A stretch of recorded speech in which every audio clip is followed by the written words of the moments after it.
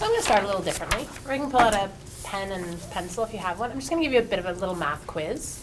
I'm only joking.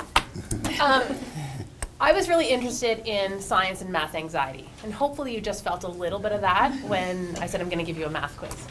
I found that I'm teaching this course, it's a general education course, all students have to take it, and it focuses on scientific and mathematical literacy. These students walk into the class and they're constantly saying things that April's hearing. I'm not a math person, I'm not a science person, you know, I'm really anxious about this makes me uncomfortable, I do not want to be here, I hate this course. And so I was really interested in what's driving that. The literature talks a lot about anxiety being a barrier to learning, but yet we have students that are successful in these courses. They might come in with that level of anxiety, but they do finish these courses, they're successful in these courses. So I was really kind of interested in investigating what are there particular strategies that help students overcome this level of anxiety and then better helps them learn the material. So I tried lots of different things in my class. So I do lots of just large whole class discussions. I break them into small group work. We do individual assignments. And then I also kind of changed my teaching style, and I was using a lot of contextualization in this class.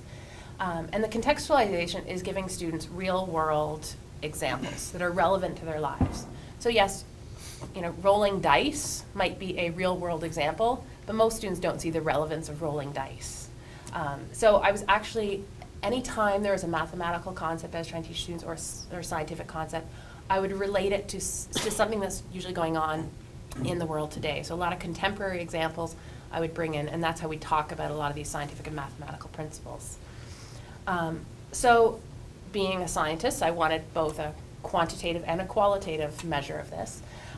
So I had the students do a pre and a post survey, just assessing their level of science and math anxiety. So I used a validated study that's been used multiple times before. I did modify it because the study was all about science anxiety, and I wanted to include both science and math. So whenever it's science anxiety, I just said science and math anxiety. So I can't tease those two apart because some students had science anxiety, some had math anxiety. But in addition to that, and probably the most important rich source of data was the reflections that I had the students do. So they did 7 reflections throughout the semester. It was usually at the end of a particular topic. So we talk about a week and a half about a topic, and then they do a reflection. In these reflections, I wanted to be sure that I wasn't going to be prompting additional anxiety. I wanted students to talk about their feeling, their comfort level with the course, but I didn't want to be asking, you know, are you anxious? Because that in itself can create additional anxiety. So my prompts were very general, and I asked the students to reflect on their learning and have their attitudes changed, has anything in particular in the course changed the way they're approaching this material. And so then I read through all these reflections at the end of the course, and some interesting things emerged. They didn't talk at all about small group work or the lectures or anything in the course, so they didn't give me anything that I was expecting. But they gave me a really, really rich source of information. They would talk about, say, percentages, one of the topics we covered in class, and they would start relating this to aspects of their own personal lives. So they would talk about personal issues, like their jobs, their family life, their interactions with friends. They would talk about their other classes. They would talk about how they can use this information in their other classes. And they would specifically mention the course and how they're going to use it. They would also talk about larger issues. They talk about things going on that they're reading in the media, so global issues or societal issues, and how what they've learned in class has completely changed how they look at these different venues. So what the students were doing is they're essentially taking the content that I was giving them in the course and they're building connections in other aspects of their lives.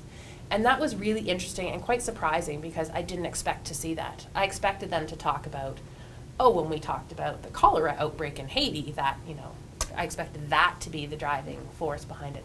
But they were relating it to all aspects of their own personal lives. They're really integrating the content. So for my questionnaire, I did find a decrease in anxiety, but I don't know what that's really attributed to. It could be the contextualization, but I think the most important part that I found from the study was the importance of that contextualization and making the content somehow relevant to the students. they seem to be, because my prompts were not asking for them to build connections, they were just doing this spontaneously. It was surprising, and it's interesting because that's what we consider if we think of Bloom's taxonomy. That's one of those higher order levels of thinking. They're not regurgitating stuff, they're actually starting to build those connections and integrating the content. So that was refreshing and exciting. I think another important part of that, in terms of using these relevant real-world examples, is also the aspect of having the students do these reflections. In a science course, science is about the evidence.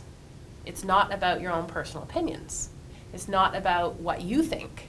And so in science, if anything, we probably penalize the students with grades for saying their opinions. And we won't, no, your opinions don't really matter. We want it based on the evidence. So I think by giving the students an opportunity to reflect on their learning within a science context, we were authorizing the students to have that own personal opinion. And I think that was really powerful for the students within a science and mathematical literacy course. So I think kind of the combination of that contextualization and the reflection seemed to really improve students' learning in this course. And there was a decrease in anxiety, but I don't know if that follows along that same aspect or not. So I couldn't really actually answer my original question, but I think what I got out of it and what the students actually gave me was much more rich data and much more informative. This has really helped change my teaching. Whenever I'm trying to teach a difficult concept, now I know I have to use an actual real-world example. That's the best way that the students can connect with it. And I've started implementing reflections in almost all of my courses now. And I think that's really powerful, and I think that really helps students basically take a step back and think about what they're learning. And I think we just don't give students enough time. We're so focused on, especially in science courses, giving them content, and just having them be able to step back and think about what they're learning and think about the process of learning is really an important tool.